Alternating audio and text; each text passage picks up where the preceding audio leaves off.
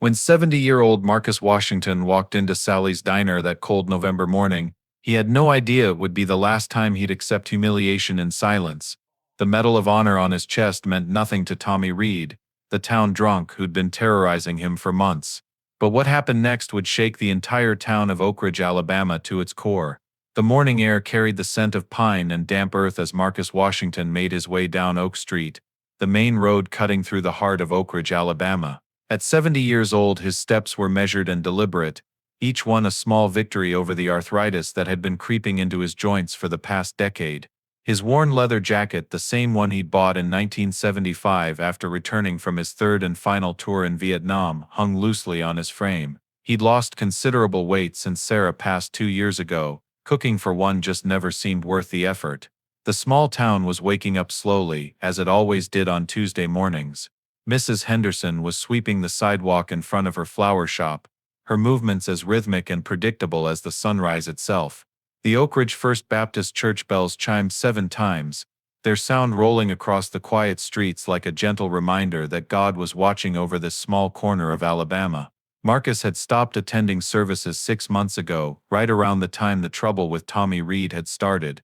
It wasn't that his faith had wavered exactly. It was more that he couldn't bear the stares anymore, the whispers, the way people would suddenly find somewhere else to look when Tommy started his routine. Marcus touched the Medal of Honor pinned to his jacket, a habit he'd developed over the decades. The medal was cool against his fingertips, worn smooth by countless such touches. He'd earned it on March 3, 1970, during an ambush in the Quang Trud province. His unit had been pinned down by enemy fire, outnumbered 3-1. Marcus had been 23 years old then, strong and fast with reflexes that had been honed by 2 previous tours. When his commanding officer had been hit, Marcus had carried him 300 yards through open fire, then gone back for 2 more wounded soldiers. He'd taken 2 bullets himself, one in the shoulder and one that had grazed his skull, leaving a scar he still carried under his gray hair. The Army had called him a hero. President Nixon himself had placed this medal around his neck in a ceremony at the White House. Newspapers across the country had run his photograph, a young black soldier standing at attention, his face serious and proud. For a few months in 1971, Marcus Washington had been famous. Then, as these things always do, the attention had faded. He'd returned to Oakridge, married his high school sweetheart Sarah, and worked 35 years at the paper mill before it closed down in 2006. Now in 2024, that medal meant different things to different people. To most folks in Oakridge, it meant respect, a nod of acknowledgement when he passed on the street, free coffee at the diner on Veterans Day.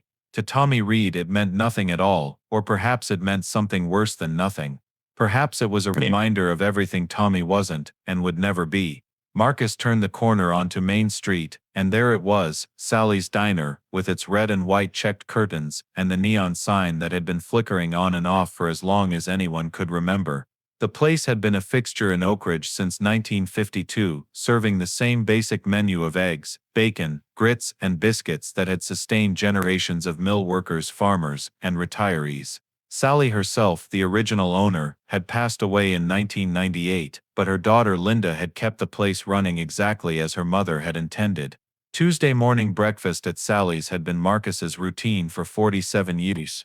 He always ordered the same thing, 2 eggs over easy bacon crispy, grits with butter and black coffee. He always sat at the same booth, third from the door on the right side, where he could see the street and watch the town come to life. Sarah used to join him every Tuesday, ordering her pancakes with too much syrup and laughing at his terrible jokes.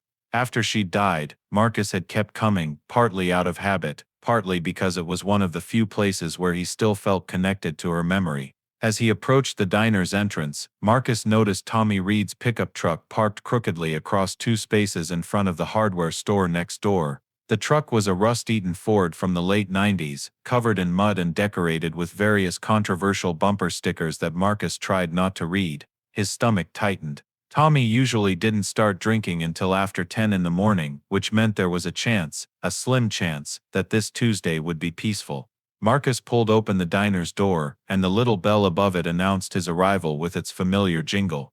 The warm air inside carried the scent of coffee and frying bacon, smells that had always meant comfort and home. Linda was behind the counter, her graying hair pulled back in the same practical ponytail she'd worn for 20 years. She looked up and smiled, the kind of smile that contained both genuine warmth and a hint of concern.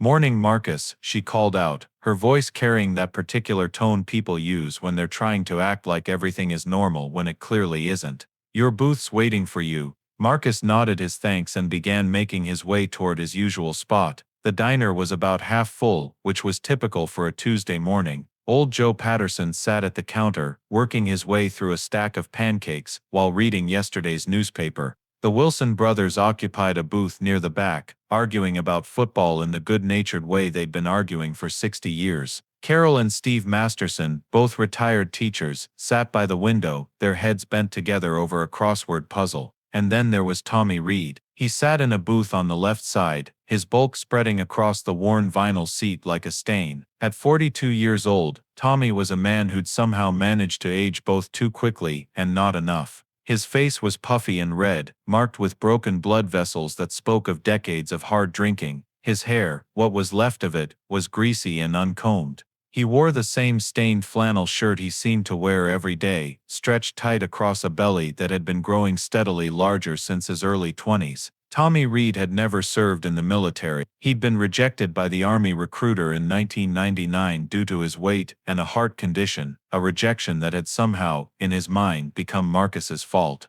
The logic made no sense, but then, logic and Tommy Reed had never been close acquaintances. All Tommy knew was that Marcus was everything Tommy's father had always said Tommy should be: a soldier, a hero, a man worthy of respect. Except Marcus was black, and in Tommy's twisted worldview, shaped by a father who'd been just as drunk and bitter, that created a resentment he couldn't shake. The harassment had started 6 months ago, shortly after Tommy's mother had passed away and left him nothing but debts and disappointment. It had been small things at first, muttered comments that Marcus pretended not to hear, deliberate shoulder bumps when they passed on the sidewalk. Then it had escalated. Slashed tires on Marcus's old Honda, garbage dumped on his front lawn, threatening notes left in his mailbox, and always, the verbal abuse whenever their paths crossed. Marcus had reported it to Sheriff Thompson twice. Both times, the sheriff had promised to have a talk with Tommy, but nothing had changed. Maybe it was because Tommy's uncle was on the town council. Maybe it was because some people in Oakridge still believed that making a fuss was worse than the problem itself. Or maybe it was just that nobody wanted to deal with Tommy Reed when he was drunk, which was most of the time. As Marcus slid into his booth, he kept his eyes forward, focusing on the menu board behind the counter even though he'd memorized it decades ago. He could feel Tommy's gaze on him, could sense the shift in the diner's atmosphere from comfortable routine to tense anticipation.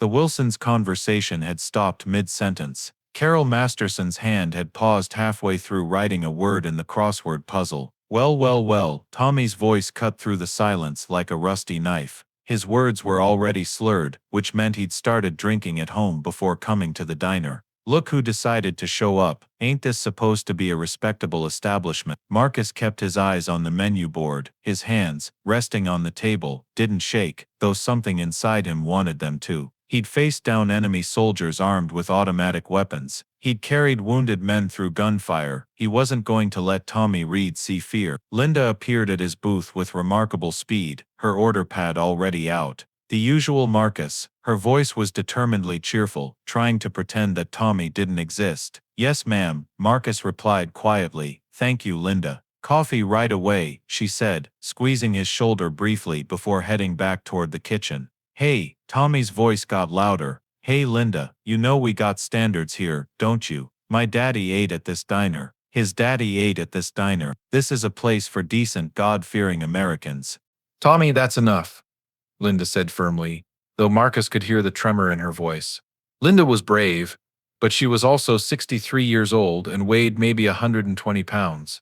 Tommy Reed was 270 pounds of mean, drunk aggression. "Enough?" Tommy pushed himself out of his booth with surprising speed for a man his size. "I'll tell you what's enough. I'm tired of sitting here trying to enjoy my breakfast while certain people act like they own the place." The diner had gone completely silent now. Even the sizzle of bacon on the griddle seemed muted. Marcus finally looked up, meeting Tommy's bloodshot eyes. He'd learned in Vietnam that showing fear to a bully only made things worse, but showing aggression could escalate a situation into violence. The trick was to remain calm, neutral, human. "I'm just here for breakfast, Tommy," Marcus said quietly. "Same as you. Same as I've been doing for 47 years. 47 years," Tommy mocked, stumbling slightly as he moved toward Marcus's booth. 47 years of taking what you don't deserve. You think that fancy medal makes you special. You think it makes you better than me. "I don't think I'm better than anyone," Marcus replied, his voice steady. "I'm just a man who wants to eat his breakfast in peace." "Peace," Tommy spat the word. "You want peace?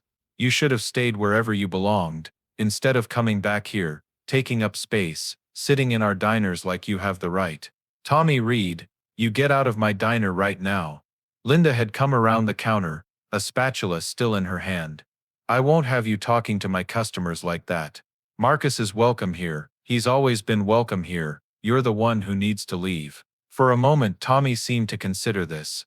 His alcohol-fogged brain processed Linda's words, and something flickered across his face. Shame maybe, or the ghost of the decent person he might have been if life and choices and his father's legacy hadn't twisted him into what he'd become. But then his eyes fell on the Medal of Honor on Marcus's jacket, and whatever small spark of decency might have existed was drowned in a fresh wave of resentment and rage. "You want to know what I think?" Tommy's voice had dropped lower, more dangerous. "I think that medal is fake. I think you're a fake. I think you probably hid during your first firefight, and then made up some story to get that piece of metal and fool people who were too stupid to know better." The words hung in the air like poison gas. Marcus felt something inside him go very still and very cold. In 70 years of life, through wars and loss and heartbreak, he'd learned to let many insults slide off him like water. But this was different. Tommy Reed was spitting on the memory of every man Marcus had served with, every soldier who died in his arms, every nightmare that still woke him in the middle of the night, decades after the war had ended. Marcus stood up slowly, his full height still impressive despite his age. He was 6'2", and though age had stooped him slightly, he still cut an imposing figure. His voice when he spoke was quiet but carried through the diner with the authority of a man who'd commanded troops under fire. "You don't know anything about me, Tommy. You don't know what I've seen, or what I've done. You don't know about the 19-year-old kid from Iowa who died in my arms asking for his mother. You don't know about the village we couldn't save, or the friends I buried. You don't know anything about service or sacrifice or honor, and I feel sorry for you because of that. I truly do." For a moment, just a heartbeat, something in Tommy's face changed. Tears gathered in his bloodshot eyes, and his mouth worked as if trying to form words his heart wanted to say but his pride wouldn't allow. In that instant, everyone in the diner saw not a bully, but a broken man. A person so consumed by his own failures and disappointments that hurting others had become his only way to feel powerful. But the moment passed. "Get out," Tommy said, his voice cracking.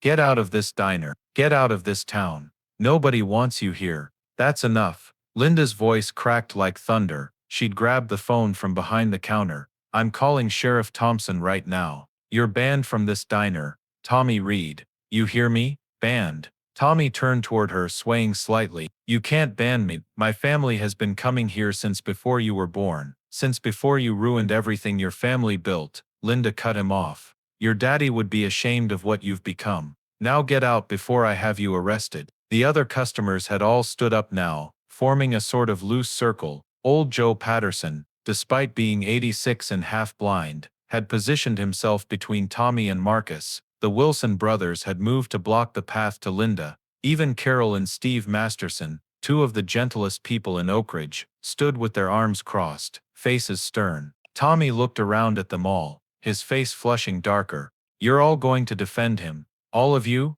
"Marcus is one of our own," Carol Masterson said firmly. "He's lived here longer than you've been alive, Tommy Reed. He's earned more respect in one day than you have in your entire life. Now leave." For a long moment, Tommy stood there breathing heavily, his fists clenched at his sides. Marcus could see the war happening behind his eyes, the struggle between whatever small part of him knew this was wrong, and the larger part that was drowning in alcohol and anger, and a lifetime of misdirected blame. Then Tommy Reed did something unexpected. He laughed. It was a harsh, brittle sound, like something breaking. "Fine," he said, backing toward the door. "Fine. You all want to side with him, you go right ahead, but don't come crying to me when this town goes straight to hell. The door to the diner opened before Tommy could reach it. A man stood in the doorway. He was average height, maybe 5'10", with dark hair that fell to his shoulders and a beard that was neatly trimmed. He wore simple clothes, jeans and a white button-down shirt with the sleeves rolled up to his elbows. Over his shoulders was draped a red cloth, like a shawl. His feet were in worn leather sandals, and his hands, Marcus noticed, had calluses that spoke of manual labor. But it wasn't his appearance that made everyone freeze. It was something else, something indefinable. The air in the diner seemed to shift, as if the temperature had suddenly become more comfortable, as if the light from the windows had somehow become warmer. The tension that had been present since Tommy had started his harassment seemed to dissipate like morning fog. The stranger's eyes swept the room, taking in the scene with an expression that held both understanding and compassion. When his gaze landed on Tommy Reed, the drunk man actually took a step backward, his belligerence faltering. "I'm sorry," the stranger said, his voice gentle but somehow impossible to ignore. "I seem to have arrived at a difficult moment. Perhaps I should come back later." "No," Linda said immediately. "No, please, come in." Tommy was just leaving. The stranger nodded slowly and stepped fully into the diner, moving aside to let Tommy pass. But Tommy didn't move. He stood there staring at the newcomer with an expression Marcus couldn't quite read. "Do I know you?" Tommy asked, his voice suddenly clearer than it had been moments before. The stranger smiled, and it was the saddest, most beautiful smile Marcus had ever seen. "You've known me all your life, Tommy. You've just forgotten how to listen." "What's that supposed to mean?" "It means," the stranger said, moving past Tommy toward Marcus's booth, "that you're carrying a burden that's too heavy for one man to bear alone. It means you've been hurting for so long that you've forgotten what it feels like not to hurt. And so you try to share that pain by giving it to others, thinking it will make yours less. But it never does it?" Tommy's face had gone very pale. "You don't know anything about me." "I know everything about you, Tommy," the stranger said, his voice infinitely gentle. "I know about the father who beat you when you were 8 years old. I know about the teacher who laughed when you struggled. I know about every moment of pain, every disappointment, every time life kicked you down, and you didn't think you could get back up." Tears were streaming down Tommy's face now. "Who are you?"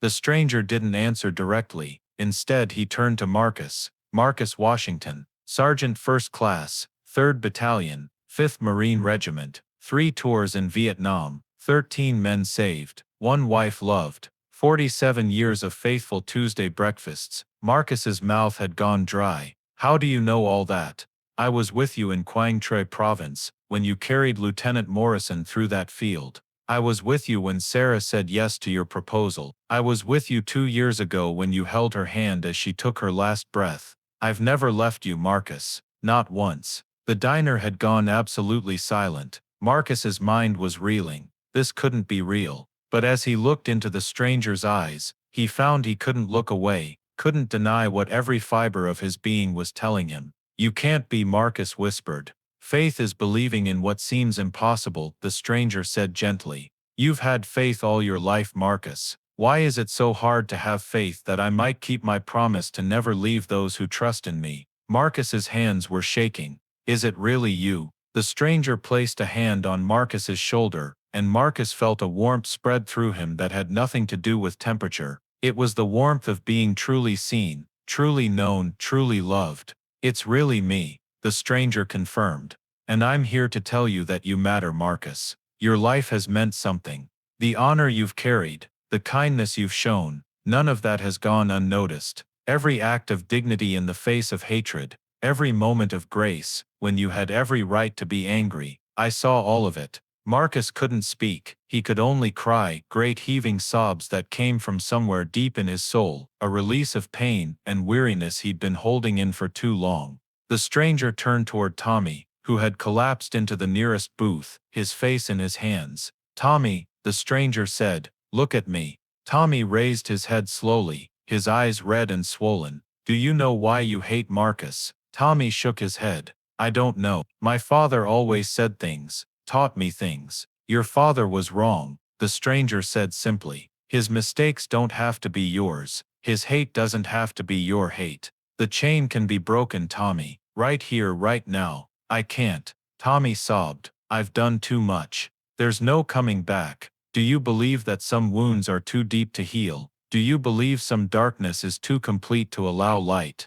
Tommy looked desperate. Isn't there? What I've done to Marcus, what I've said. The stranger glanced at Marcus. Does he deserve your forgiveness? Marcus looked at Tommy Reed. He saw the broken man, the frightened child, the person who'd spent 42 years building walls of anger. He saw that this chain of hurt could end right here. Come here, Tommy, Marcus said quietly. Tommy crossed the diner on shaky legs. Up close, Marcus could see the damage the years had done. This wasn't a strong man terrorizing the weak. This was a dying man lashing out at the living. I forgive you, Marcus said simply. Everything you've done, I forgive it all. No, Tommy shook his head. You can't. I don't deserve it. None of us deserve it. Marcus said gently. That's the whole point. Forgiveness isn't about deserving. It's about grace. It's about breaking the cycle. Tommy sank to his knees and sobbed. Marcus reached down and placed his hand on Tommy's head, a gesture of blessing, of absolution. The stranger watched with profound joy. This is what I've been trying to teach for 2,000 years. Wounded people choosing to love anyway. Broken people extending grace. Humans remembering they're all family. The stranger helped Tommy to his feet and guided him to sit in the booth across from Marcus. The two men looked at each other, really looked at each other, perhaps for the first time. The hatred that had poisoned the air between them for 6 months seemed to evaporate like morning dew under the sun. What remained was something raw and honest. Two human beings stripped of their armor, vulnerable and real. I'm so sorry, Tommy whispered, his voice breaking with emotion. Marcus, I'm so sorry. For everything. For the tires I slashed. For the garbage I dumped on your lawn. For every cruel word I said. I'm sorry for trying to make you feel less than human when you're more of a man than I could ever hope to be. Marcus reached across the table and took Tommy's trembling hands in his own. Tommy's hands were rough and calloused, marked by years of odd jobs and hard labor, but they were also shaking with the tremors of alcoholism and fear. Marcus held them firmly, anchoring Tommy in this moment of transformation. I accept your apology, Tommy, and I want you to know something. You're not beyond redemption. You're not too far gone. You're a human being who's been hurt and who's hurt others, but that doesn't define who you can become from this moment forward. The stranger stood beside them, and when he spoke his voice carried a weight that seemed to fill every corner of the diner, reaching into every heart present. This is the miracle that humanity so often misses, not the parting of seas or the healing of bodies, though those matter too, but this. Two enemies becoming brothers, hatred transforming into understanding. This is the kingdom of heaven breaking through into your world. Carol Masterson, who had been watching with tears streaming down her face, stepped forward. Tommy, Steve and I run a recovery support group at the church. We meet every Thursday evening. We'd be honored if you'd join us.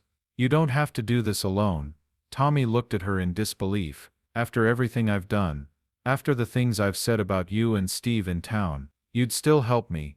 Steve Masterson joined his wife, placing a gentle hand on Tommy's shoulder.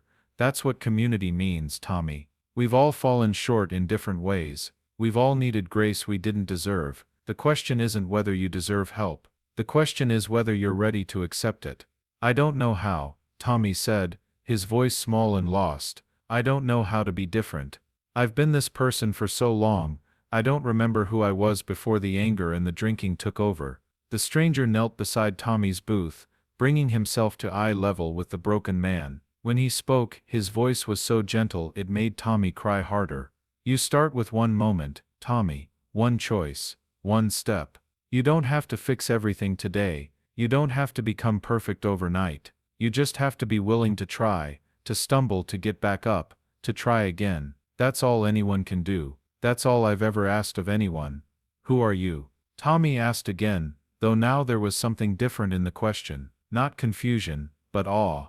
I mean, I think I know, but I don't understand why you'd come here, why you'd waste your time on someone like me. The stranger smiled, and there was such infinite compassion in that smile, that everyone in the diner felt it like a physical warmth spreading through their chests. Waste my time.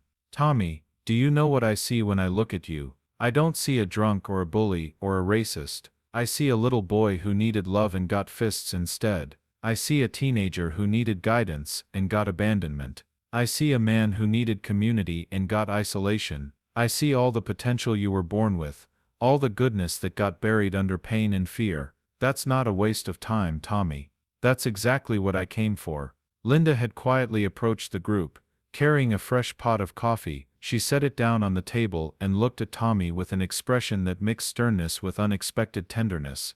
Tommy Reed, you're still banned from this diner for what you did, but that ban ends the day you complete 30 days sober. You come back here, after 30 days clean, and your first breakfast is on the house.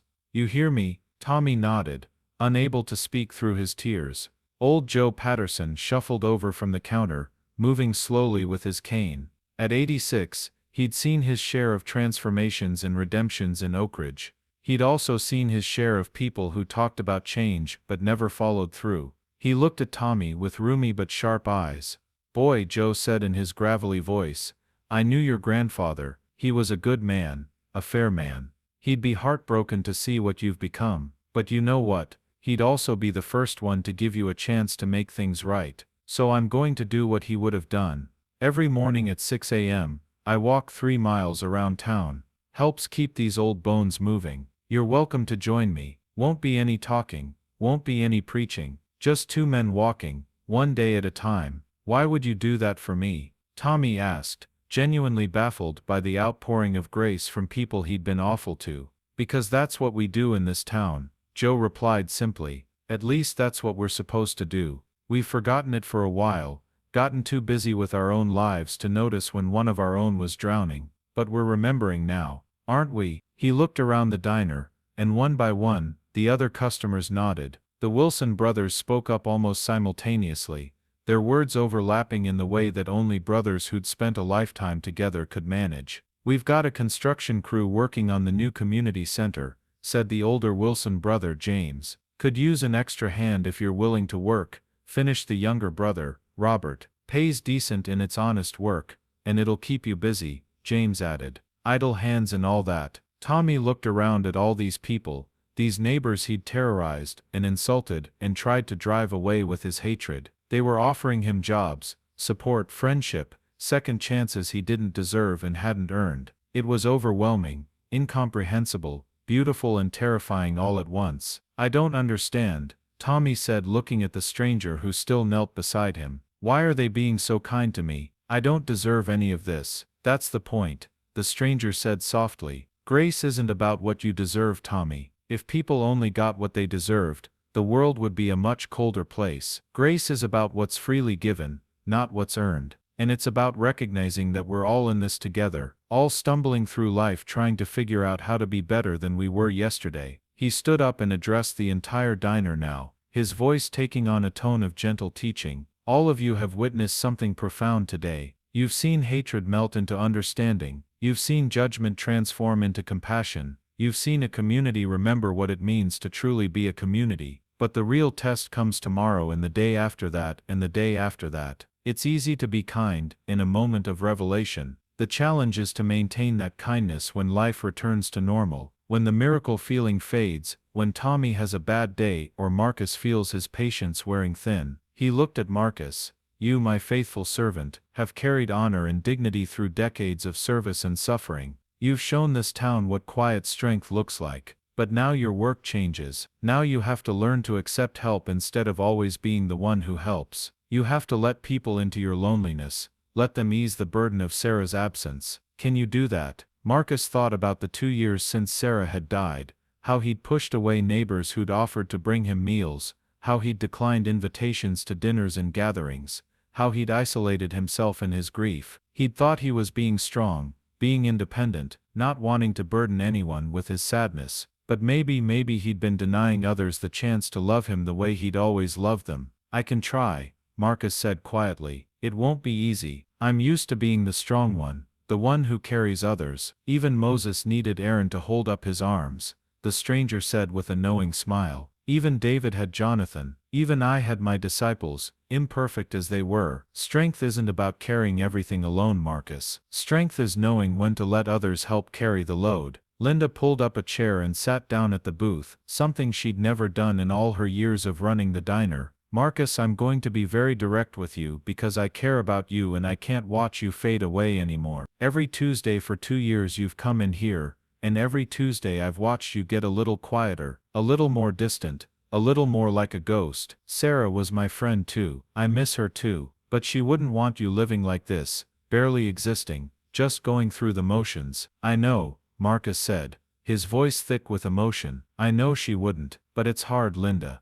Coming here, sitting in our booth, ordering the same breakfast we shared for 45 years, it's like I'm keeping her alive somehow. But it also hurts every single time. The stranger placed his hand on Marcus's shoulder again, and that warmth flooded through him once more. Sarah isn't kept alive by your pain, Marcus. She's alive in the love you shared, in the impact you had on this community together, in the way you treated people with kindness because she taught you that kindness matters. Grief is natural and necessary, but isolation isn't healing, it's just another form of dying. Carol Masterson, who had been listening quietly, spoke up. Marcus, Steve and I host a dinner every Sunday evening. Nothing fancy, just simple food and conversation. We'd love for you to join us. And Tommy, once you're ready, once you've got some sober days under your belt, you're invited too, both of you. No pressure, no judgment, just community. The stranger looked at Carol with such profound approval that she felt it like a physical touch.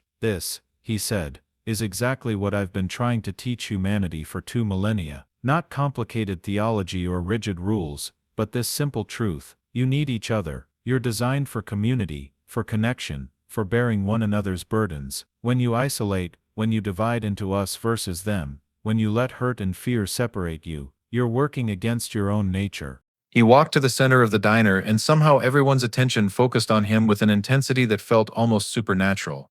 The morning light coming through the windows seemed to brighten, and the air itself felt charged with possibility. Let me tell you what I see when I look at this town. At Oakridge, Alabama. At this small community that most of the world has never heard of and never will.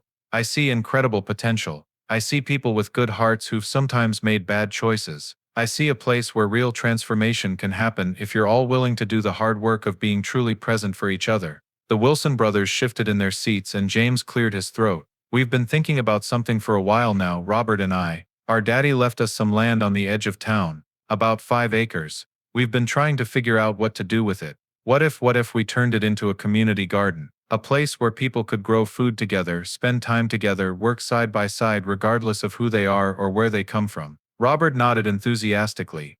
We could have plots for individual families and plots for the community as a whole. The food from the community plots could go to folks who need it. People struggling to make ends meet, seniors on fixed incomes, families going through hard times. The stranger's face lit up with joy. Yes, this is exactly the kind of thing I'm talking about. Creating spaces where people can work together, where barriers break down naturally through shared labor and shared purpose. This is how you build the kingdom of heaven right here on earth. Tommy, who had been listening to all this with a mixture of hope and fear, spoke up hesitantly. I used to be pretty good at growing things. Before the drinking got bad, I had a garden. My mama taught me. If you'd want me, I could help with something like that. Once I get myself straightened out. James Wilson looked at Tommy. Really looked at him, seeing past the broken drunk to the person underneath. We'd be grateful for your help, Tommy. A project like that needs people who know what they're doing. The stranger turned to face Tommy fully, and his expression was so full of love and pride that Tommy felt something break open inside his chest, some hard shell of self-loathing and shame that had been calcifying around his heart for decades. Do you understand what's happening here, Tommy? These people you terrorized, these neighbors you tried to hurt and drive away, they're offering you not just forgiveness but belonging. They're offering you a place in their community, a role, a purpose. That's not weakness on their part, that's strength. That's the kind of strength that changes the world. I don't know if I can do it, Tommy admitted, his voice shaking. What if I fail? What if I start drinking again? What if I let everyone down? Then you'll get back up and try again, the stranger said simply. That's all anyone can do, Tommy. Fall down 7 times, stand up 8. What matters isn't perfection. What matters is persistence, is choosing to keep trying even when it's hard, especially when it's hard. Marcus had been listening to all of this, watching the transformation happening not just in Tommy but in the whole community. Something was shifting in Oakridge, some fundamental change in the way people were seeing each other and themselves. and he realized that the stranger was right. He'd been holding himself apart, locked in his grief, when what he needed was exactly this connection, community, purpose beyond just surviving each day. I'll help with the garden too, Marcus said, his voice stronger than it had been in months. Sarah and I used to garden together. She had a gift for it, could make anything grow. I'd like to do that again, to put my hands in the soil and help things grow. And maybe working alongside Tommy and others, maybe that's exactly what I need. The stranger's smile could have lit up the entire town. Marcus Washington, you've spent your whole life serving others. You served your country in war. You served your community in peace. You served your wife with faithful love. But you've always thought of service as a solitary burden you carry. Now you're learning that service can also be shared, that working together isn't less meaningful than working alone. It's more meaningful because it builds bonds that last beyond any individual effort. Old Joe Patterson tapped his cane on the floor, demanding attention in his no-nonsense way. So we've got a garden project. We've got Sunday dinners. We've got morning walks. We've got the recovery group. What we need now is coordination. We need someone to organize all this, to make sure Tommy here gets the support he needs, to make sure Marcus doesn't slip back into isolation, to make sure we're all following through on these promises we're making. Linda stood up, brushing off her apron with a decisive gesture. I'll do it. This diner's always been the heart of this town anyway. I'll keep track of who's doing what, who needs help, who needs a reminder. We'll put a bulletin board up by the door. Community events, volunteer opportunities, people who need assistance, it'll all go up there. The stranger looked at Linda with such warmth that she felt tears spring to her eyes. You, Linda, you've been serving this community with food and kindness for decades. Now you're expanding that service, becoming a hub for connection and support. This is exactly the kind of leadership communities need. Not from politicians or people with authority, but from those who've already proven they care by showing up every day and doing the work. He walked toward the door, and everyone suddenly realized that he was preparing to leave. There was a collective sense of panic, a desire to hold on to this moment, to keep this person who'd catalyzed such transformation from disappearing. Wait, Marcus called out, standing up from his booth. You can't just leave. We have questions. We need guidance. We need to know how to keep this going when you're not here. The stranger turned back, and his expression was both sad and joyful, the look of a parent watching their child take their first independent steps. Marcus, you don't need me here to know what's right. You've known your whole life. Love your neighbor. Forgive those who hurt you. Bear one another's burdens. Feed the hungry. Welcome the outcast. These aren't complicated instructions. They're simple. The hard part isn't knowing what to do. The hard part is doing it consistently, day after day, even when it's inconvenient or uncomfortable or costly. But what about Tommy? Carol asked. What about helping him through recovery? What if we don't know what to do? You'll learn together, the stranger said gently. You'll make mistakes. You'll have moments of frustration and doubt. Tommy will have bad days, maybe even relapses. But if you stay committed, if you keep showing up, if you remember that transformation is a process and not a moment, you'll figure it out. And Tommy, you have to do your part. You have to be honest when you're struggling. You have to ask for help before you reach for a bottle. You have to let these people love you even when you don't think you deserve it. Tommy nodded, tears still streaming down his face. I will. I promise I'll try. I don't want to be that person anymore. I don't want to be the man my father was. I want to be someone my mother could have been proud of. Someone who actually contributes instead of just taking and destroying. Then you will be. The stranger said with absolute certainty. Not perfectly, not without struggle, but you will be, because you've made a choice today, and that choice matters more than you know. He reached for the door handle, and Marcus moved quickly toward him, needing one more moment, one more word of guidance. Please, just tell us. Are you who we think you are? Are you really Jesus Christ? The stranger's eyes met Marcus's, and in them Marcus saw infinite depth, infinite wisdom, infinite love. Does the name matter, Marcus? What matters is the message. What matters is that you all witnessed something impossible today, and chose to believe in it. What matters is that you're going to wake up tomorrow, and the next day, and the next day, and choose to love each other anyway, despite all the reasons not to. That's faith, Marcus. Not believing in miracles, but choosing to live as if miracles are possible. But I want to know, Marcus pressed. I need to know if this was real, if you're real, if Sarah can somehow know that I'm going to be okay. The stranger placed both hands on Marcus's shoulders, and Marcus felt that warmth again, that sense of being completely known and completely loved. Marcus Washington, your Sarah knows. She's always known. And she's been waiting patiently for you to realize that living isn't a betrayal of her memory. She wants you to laugh again, to make friends again, to find joy again. Love doesn't end with death, Marcus. It transforms. It continues in different ways. And the best way to honor her memory is to live fully. To love others the way she loved you. Marcus couldn't hold back his tears anymore. He wrapped his arms around the stranger and hugged him tightly, clinging to this moment of grace like a drowning man clinging to a life preserver. The stranger held him gently, letting him cry, letting him release 2 years of pent-up grief and loneliness and fear. When Marcus finally stepped back, the stranger wiped the tears from Marcus's weathered cheeks with his calloused thumbs. You're going to be all right, faithful servant. You're going to wake up tomorrow, and it's going to be hard, but you're not going to be alone anymore. You're going to let these people help you. You're going to show up for the garden project, and the Sunday dinners and the morning walks. You're going to mentor Tommy through his recovery, not because you have to, but because you want to, because you remember what it's like to need grace. He turned to Tommy one last time. And you, Tommy Reed, you're going to fail sometimes. You're going to have moments where the craving for alcohol feels impossible to resist. You're going to have days where the old anger tries to come back, but you're not going to face those moments alone. You're going to call someone. You're going to show up at the church. You're going to put on your shoes and walk with Joe, even when you don't want to. You're going to keep choosing life over death, love over hate, grace over judgment. Can you do that? Yes, Tommy said, his voice firm despite the tears. Yes, I can do that. With help, with this community, I can do that. The stranger opened the door, and the November morning light streamed in, bright and clear and full of promise. He paused in the doorway and looked back at all of them one last time, at this small gathering of imperfect people in a small town diner who'd just experienced something extraordinary. Remember this day, he said softly. Remember how it felt when hatred became love, when division became unity, when impossible became possible. And when you forget, when life gets hard and you're tempted to fall back into old patterns, come back to this moment. Come back to the truth you all witnessed here, that transformation is real, that people can change, that communities can heal, that love is stronger than hate, always and forever. And then he was gone, stepping out into the November morning and disappearing around the corner before anyone could follow. The bell above the door jingled one last time, and then there was silence in Sally's diner, the kind of silence that follows something sacred, something too profound for immediate words. For a long moment, nobody in Sally's diner moved. They stood frozen in the aftermath of the stranger's departure, each person processing what they'd just witnessed, trying to understand how their ordinary Tuesday morning had transformed into something that would mark the rest of their lives. Linda was the first to break the silence.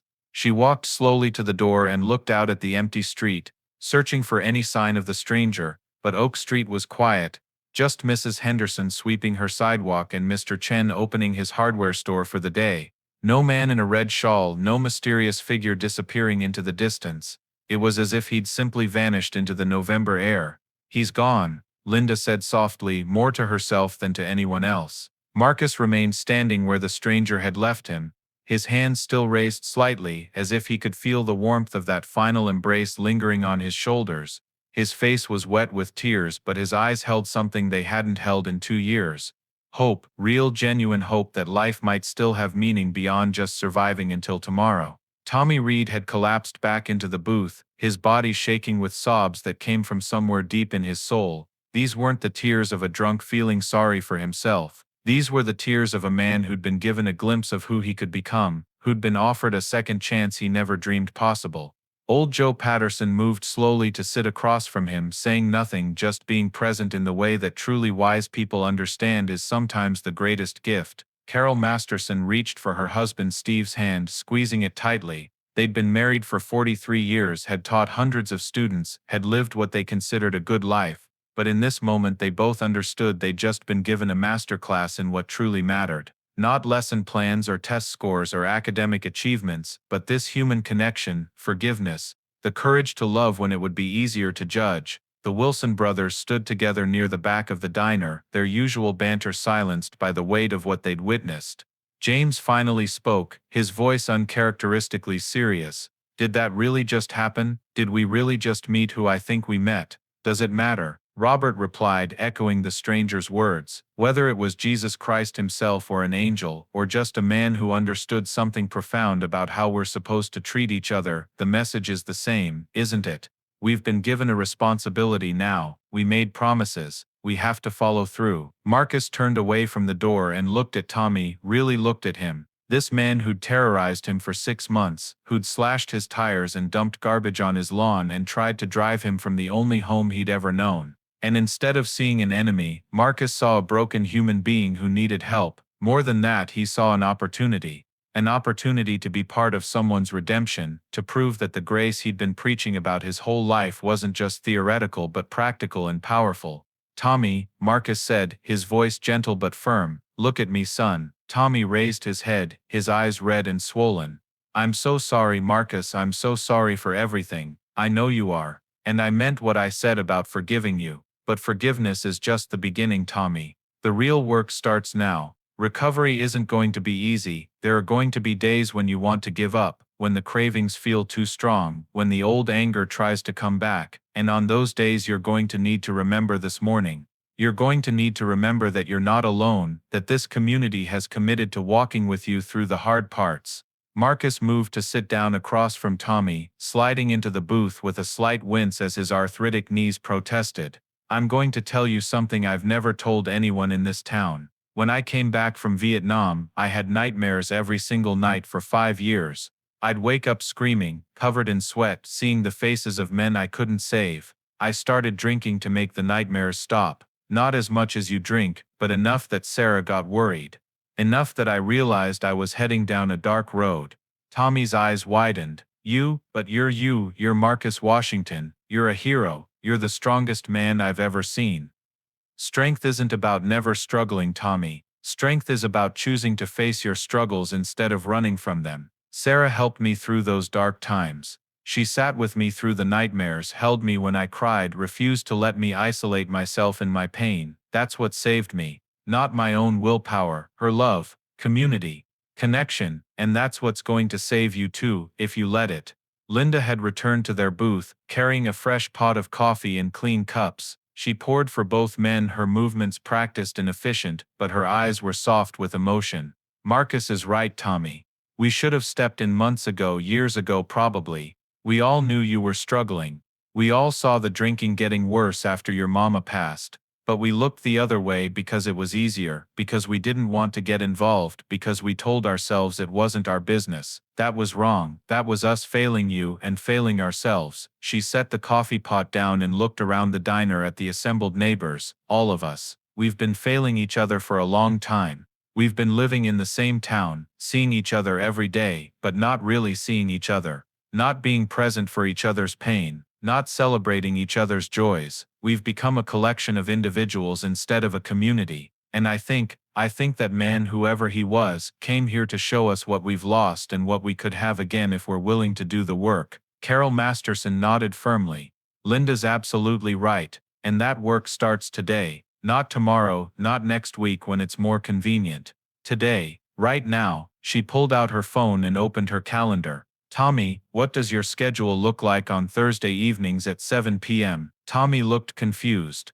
I don't have a schedule. I haven't had steady work in 3 years. Most days I just drink until I pass out. Not anymore, Carol said decisively.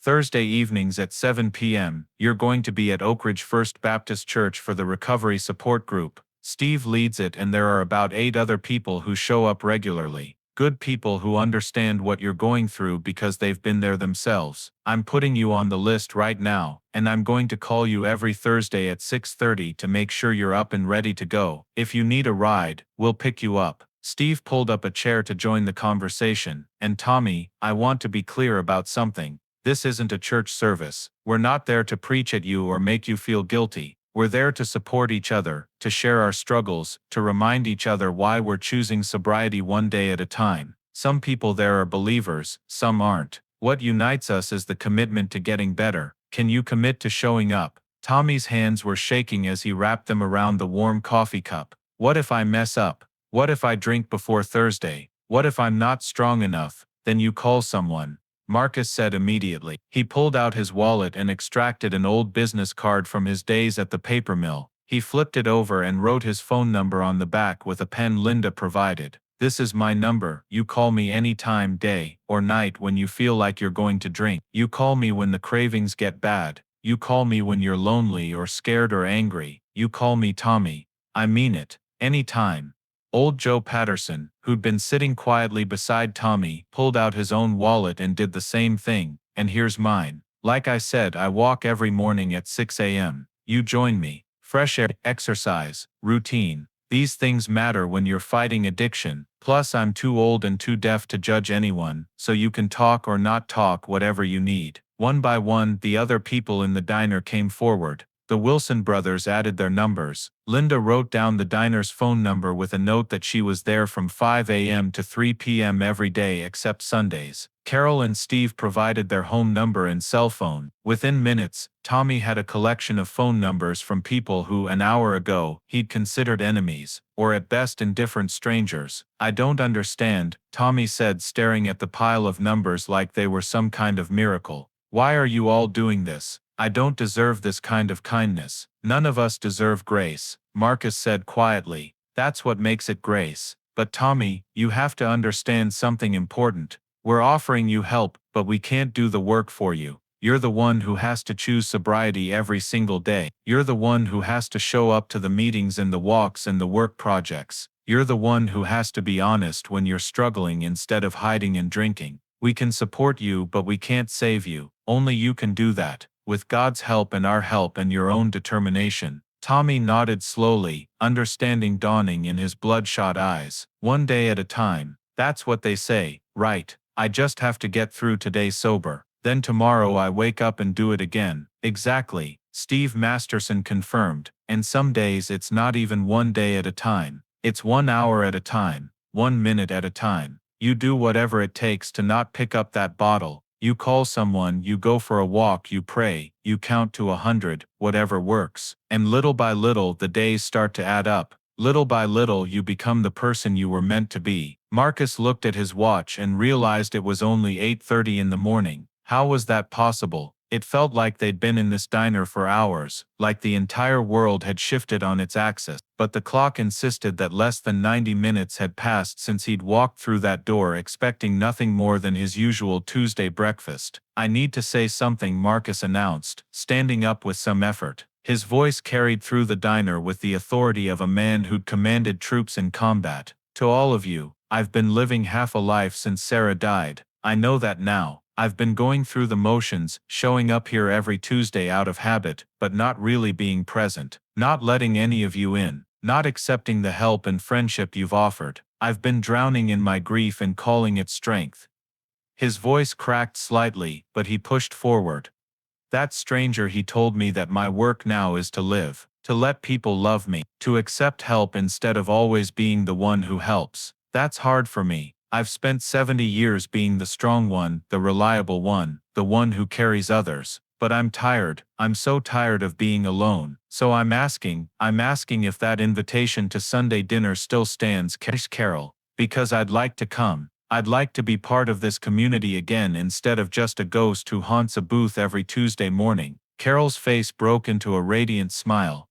Marcus Washington, that invitation has stood for 2 years. We've set a place for you at our table every single Sunday, hoping you'd eventually accept. Of course it still stands. 5 p.m. this Sunday. And bring your appetite, because I'm making my famous pot roast in your honor. And the garden project, James Wilson added. We're serious about that. We're going to start planning this week. We'll need people to help clear the land, build raised beds, figure out what to plant for spring. Marcus, we'd be honored if you'd take a leadership role. You and Sarah had the best garden in Oakridge for years. We need your knowledge. Marcus felt something loosening in his chest, some tight knot of grief and isolation that had been choking him for too long. I'd like that. I'd really like that. Working with the soil again, helping things grow, being part of something that feeds people and brings them together. Sarah would have loved that idea. Then it's settled, Robert Wilson said firmly. First planning meeting is next Tuesday evening at the diner, if Linda doesn't mind us taking over a booth for a few hours. Mind. I'll provide free coffee for any community planning meeting held in my establishment. Consider it my contribution to rebuilding this town's soul." Tommy had been listening to all this with an expression of wonder and wonder at the grace being extended, terror at the responsibility of living up to it. "What about me?" he asked quietly. "Do I get to be part of the garden project, or is that too much to ask?" Marcus looked at Tommy, and everyone could see the calculation happening behind his eyes. This was the test. This was where theory became practice, where forgiveness moved from words to action. Could Marcus really work alongside the man who'd terrorized him? Could he trust Tommy not to relapse into old patterns? Could he risk vulnerability with someone who'd proven they could be cruel? The diner held its breath. "Yes," Marcus said finally, and the word carried the weight of a vow. "Yes, Tommy, you're part of this community, and that means you're part of the garden project. But I'm going to hold you accountable. You show up sober, you show up ready to work, and you show up consistently. This isn't charity, this is you being a contributing member of something bigger than yourself. Can you do that?" Tommy stood up, his legs shaky, but his resolve visible in his eyes. "I can do that. I will do that. I'm done being the person I've been. Starting right now, starting this moment, I'm done." "Good," Marcus said. He extended his hand across the booth. "Then let's shake on it. Partners in this garden project, partners in this community, partners in helping each other become better men than we were yesterday." Tommy looked at the offered hand, like it was the most precious thing he'd ever seen. Marcus Washington, War Hero Medal of Honor recipient, the man Tommy had terrorized and tried to destroy, was offering him partnership, offering him equality, offering him a chance to be seen as something other than a drunk and a bully. Tommy took the hand and shook it firmly. And in that moment, in that simple gesture of human connection, something shifted in the atmosphere of Sally's diner.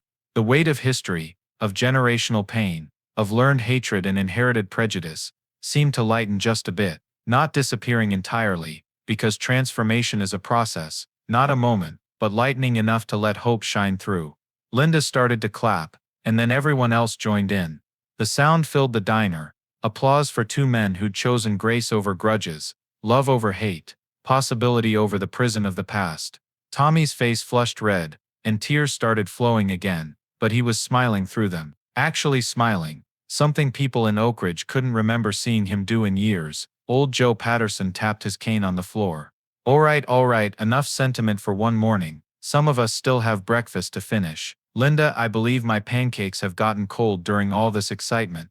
Any chance of a warm-up?" The laughter that followed was genuine and warm. The kind of laughter that happens when tension breaks, and people remember that joy is still possible, even after, especially after, profound moments. Linda bustled back to the kitchen, calling out orders and reheating food. The Mastersons returned to their crossword puzzle, though Carol kept glancing up at Marcus with misty eyes. The Wilson brothers started sketching garden layouts on napkins, their heads bent together in planning mode. Marcus sat back down in his booth, and for the first time in 2 years, he felt like he belonged there. Not as a ghost haunting the memory of better days, but as a living man with purpose and connection, and a future that extended beyond just surviving until tomorrow. Tommy remained standing, looking uncertain about what to do next. Linda solved the problem by guiding him to a seat at the counter and placing a full breakfast in front of him. "Eat," she commanded gently.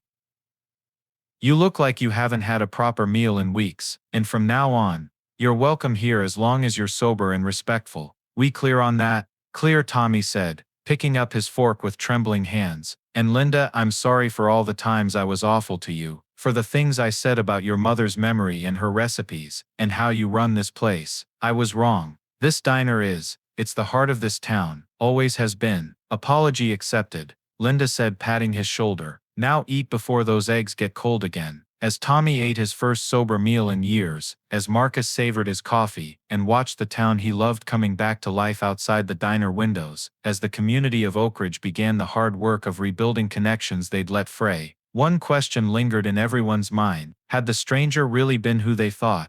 Had Jesus Christ actually walked into Sally's diner on a Tuesday morning in November 2024? Marcus looked around at the faces of his neighbors, saw the love and commitment and grace that had been awakened in each of them, and realized that maybe the stranger had been right. Maybe the question of his identity didn't matter as much as the change he'd catalyzed. Maybe the real miracle wasn't his appearance, but their response. Maybe the kingdom of heaven wasn't some distant place you went after death, but something you built right here, right now, one act of love at a time. The door to the diner opened, and a young woman walked in, a stranger to Oakridge, probably just passing through on her way to somewhere else. She looked around at the unusual gathering, sensed something in the air, some intangible warmth and welcome. "Is this a good place to get breakfast?" she asked uncertainly. Linda looked up from the counter and smiled. "Honey, this is the best place to get breakfast in all of Alabama. Come on in and have a seat wherever you like. Can I get you some coffee?" As the young woman settled into a booth, and Linda poured her coffee, as the morning continued and life went on, Marcus thought about the stranger's final words. Remember this day. Remember how it felt when impossible became possible. And he knew, with absolute certainty, that none of them would ever forget. 6 months later, on a warm May morning, Marcus Washington stood in the middle of 5 acres of thriving garden. Tomato plants heavy with fruit grew in neat rows, lettuce and spinach flourished in raised beds, squash and zucchini sprawled across their designated areas, and everywhere, there were people working. Tommy Reed, 6 months sober, was teaching a group of teenagers how to properly stake tomato plants. His face was thinner, healthier, his eyes clear and focused. He'd gained the respect of the community not through grand gestures, but through consistent presence, showing up day after day to do the work. The Wilson brothers were constructing a new storage shed, their usual banter punctuated by the sounds of hammering. Carol and Steve Masterson were leading a group of elementary school students on a tour of the garden, teaching them about where food comes from and the joy of growing things. Linda had closed the diner for the morning, so she could be here for the official dedication ceremony. She'd organized the whole thing, of course, coordinating schedules and making sure everyone who'd been part of the garden's creation was present. And there in the corner that had been designated as Sarah's memorial plot, Marcus knelt in the soil, his hands dark with earth, planting a rose bush. Pink roses, Sarah's favorite. He'd been talking to her as he worked, telling her about the garden, about Tommy's transformation, about the Sunday dinners and the morning walks, and the community that had come back to life. "I'm living, Sarah," he said quietly, patting the soil around the rose bush's base. "Like he told me to. I'm letting people love me. I'm accepting help. And you know what? It's good. It's really good. I think you'd be proud of what we've built here. I think you'd love seeing Tommy teaching those kids, seeing all these people working together. This is what you always wanted for Oakridge, isn't it? This kind of community." "Marcus," Linda called out, "time for the dedication. Everyone's gathered by the main gate." Marcus pushed himself to his feet, with only a slight groan, his arthritis much better since he'd started the morning walks with Joe. He made his way to where the community had assembled, maybe 50 people in all, standing beneath a wooden arch the Wilson brothers had constructed. On the arch, carved in beautiful letters, were words that had been Tommy's idea. "Where love grows." Mayor Henderson, Mrs. Henderson's nephew, stepped forward to speak. But before he could, Tommy raised his hand. "If it's all right, sir, I'd like to say something." The mayor nodded and stepped aside. Tommy moved to stand beneath the arch, and Marcus could see how nervous he was, how his hands shook slightly, and his voice wavered when he began to speak. "Most of you know my story. 6 months ago, I was a drunk and a bully, and a racist. I was hurting people because I was hurt. I was spreading hate because hate was all I knew, and I was dying, slowly but surely, drowning in alcohol, and anger, and self-loathing." He paused, gathering his courage. Then something happened, something I still don't fully understand. A stranger walked into Sally's diner and changed everything. He saw through all my anger to the broken person underneath. He knew things about me no stranger should know, and he offered me something I didn't deserve and hadn't earned. Grace, forgiveness, a second chance. Tommy's eyes found Marcus in the crowd. Marcus Washington had every reason to hate me. I terrorized him for months. I tried to drive him from his own home. I said things I can't take back, and did things I'll always regret. But when that stranger asked him if I deserved forgiveness, Marcus said yes, not because I deserved it, but because that's who Marcus is. That's who this community decided to be. Tears were flowing freely down Tommy's face now, but he kept speaking. "This garden isn't just about growing food, though that matters. It's about growing people. It's about second chances and redemption and community. It's about proving that transformation is possible, that people can change, that love is stronger than hate. Every plant in this garden is evidence that something beautiful can grow from broken soil, and I'm evidence that broken people can become beautiful too, with help, and grace and love. The crowd was silent, many people wiping their own eyes. Tommy took a deep breath. I don't know if that stranger was really Jesus Christ. I don't know if what happened that morning was a miracle, or just the right person saying the right words at the right time. But I know this, I'm alive because of what happened in that diner.